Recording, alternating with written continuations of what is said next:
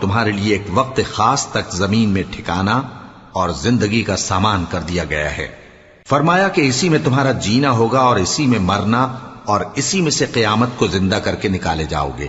اے بنی آدم، ہم نے تم پر پوشاک اتاری کہ تمہاری شرم گاہوں کو چھپائے اور تمہارے بدن کو زینت دے، اور جو پرہیزگاری کا لباس ہے وہ سب سے اچھا ہے۔ یہ اللہ کی نشانیاں ہیں تاکہ لوگ نصیحت حاصل کریں۔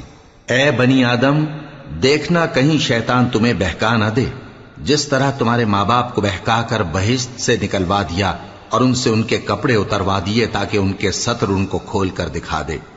وہ اور اس کے بھائی بند تم کو ایسی جگہ سے دیکھتے رہتی ہیں جہاں سے تم ان کو نہیں دیکھ سکتے۔